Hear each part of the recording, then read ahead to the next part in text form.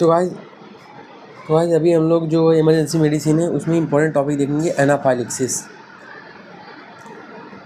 तो guys anaphylaxis basically क्या होता है, ये बेसिकली एक टाइप का एलर्जिक रिएक्शन होता है, ठीक है। तो ये क्या होता है, जस्ट अ सेकेंड गाइस, ये होता है type 1 hyper sensitivity reaction. Type 1 hyper sensitivity reaction.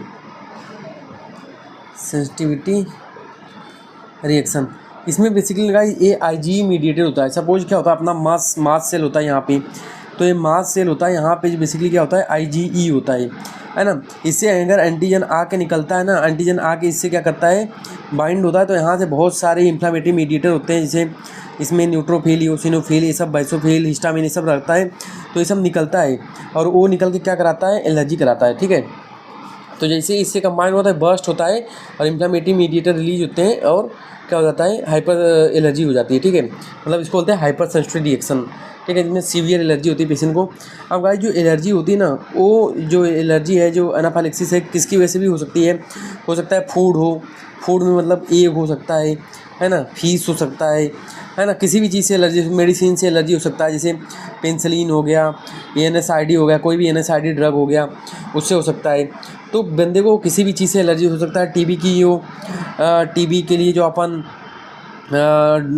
Medicine लेते हैं उससे भी हो सकता है एलर्जी, है ना। उसके बाद पेशेंट को, किसी को मॉक्सिक्लेव से होता है। तो बेसिकली बहुत सारे मेडिसिन होते हैं जिसकी वजह से पेशेंट को एलर्जी हो सकता है, ठीक है ना। किसी को हो सकता है स्टिंग से एलर्जी हो, किसी को स्टिंग से एलर्जी हो सकता है ना। तो एलर्जी किसी भी चीज़ की वजह से भी हो सकता है। अब गाइस इसका क्लिनिकल फीचर्स क्या होता है, तो यहाँ पे पेशेंट में क्या होगा, ब्रेथलेसनेस होता है, ब्रेथलेसनेस होता है, ठीक है। मतलब डिज़निया होगा, डिज़निया क्या होता है अभी मैं बताता हूँ अभी।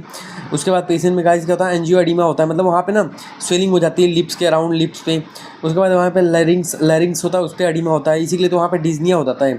लैरिंग्स पे एडिमा होता है, ठीक है, लैरिंग्स पे एडिमा होता है। ट्रैकिया होता है, ट्रैकिया में एडिमा हो जाता है, क्योंकि वहाँ पे इसी के लिए तो डिज़निया वगैरह मिलता है। पेशेंट में वीजिंग मिल सकता है, ठीक है। पेशेंट में स्किन मैनिफेस्टेशन दिख सकते हैं, ठीक है। पेशेंट में आर्टिकेरिया हो सकता है, ठीक है, पेशेंट में आर्टिकेरिया हो सकता है। उसके बाद यहाँ पे गाइस इन्फ्लामेटरी मीडिएटर की वजह से, जैसे हिस्टामिन वगैरह की वजह से ना वो वेसल डायलेट हो जाता है, इसी के लिए पेशेंट में क्या मिल सकता है, हाइपोटेंशन मिल सकता है। और हाइपोटेंशन अगर ट्रीट नहीं किया जाए तो बंदा क्या हो सकता है, शॉक में जा सकता है, ठीक है। क्योंकि वहाँ पे क्या होगा, सर्कुलेटरी शॉक हो जाएगा, ठीक है। सर्कुलेटरी शॉक में बंदा चले जाएगा अगर हम लोग हाइपोटेंशन को करेक्ट नहीं किया। उसके बाद गाइस बंदा में और क्या हो सकता है, वोमिटिंग हो सकती है, ठीक है, वोमिटिंग हो सकती है। टैचिकार्डिया हो सकता है, मतलब हार्ट रेट उसमें बढ़ सकता है ना। साइनोसिस हो सकता है इसमें बंदे में। तो ये सब ना इसमें क्लिनिकल फीचर अपने को मिल सकता है, ठीक है। उसके बाद गाइस ये हो गया। अब बंदे में ट्रीटमेंट क्या करना है, तुरंत जैसे बंदा है ना, तो इसमें सबसे पहले अपने को क्या देना है, एड्रेनलिन देना है। क्या देना है, एड्रेनलिन देना है। कितना, 0.5 mg, 0.5 mg देना है IM, ठीक है, IM स्टेट देना है। और उसको हम लोग हर 5 मिनट के बाद रिपीट कर सकते हैं अगर बंदे में ठीक नहीं हो रहा है तो।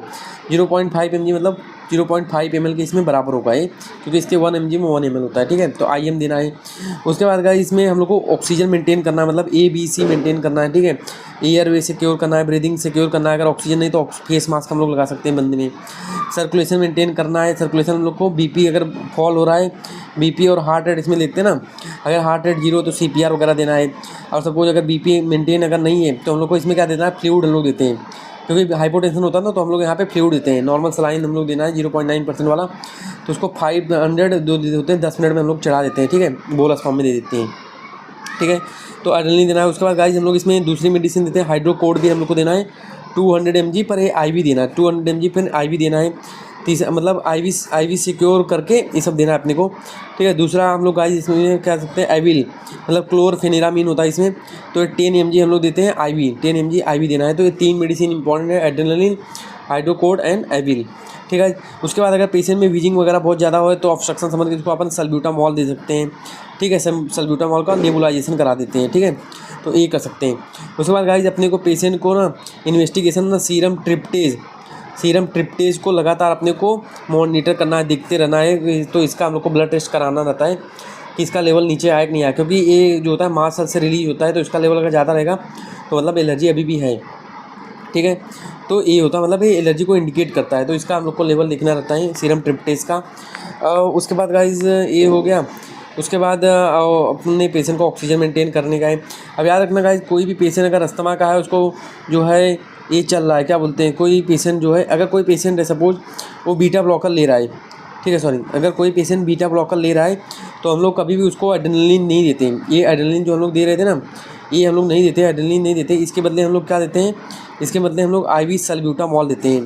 क्योंकि एड्रेनलिन जो होता है ना, बीटा ब्लॉकर जो होता है ना, एड्रेनलिन के रिसेप्टर से ज्वाइन हो जाता है, तो एड्रेनलिन मतलब काम ही नहीं कर पाएगा। जो बॉडी में एड्रेनलिन के रिसेप्टर पहले से ज्वाइन है बीटा ब्लॉकर, तो इसी के लिए हम लोग IV सल्ब्यूटामॉल हम लोग देते हैं, ठीक है।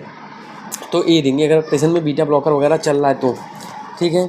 अगर नहीं चल रहा है तो हम लोग एड्रेनलिन ही देखते हैं, बेसिकली एड्रेनलिन देते हैं। अब गाइस BP मेंटेन करने के लिए मैंने बताया क्या देते हैं हम लोग, नॉर्मल सलाइन से मेंटेन करते हैं। अगर इनकेस नहीं मेंटेन हो रहा है तो एड्रेनलिन का हम लोग क्या करते हैं, इन्फ्यूजन चलाते हैं। क्या चलाते हैं, इसका इन्फ्यूजन हम लोग चलाते हैं, ठीक है। तो guys this is all about the today topic. तो हम लोग ने इसमें मतलब जितना हो सकता था मैंने बता दिया।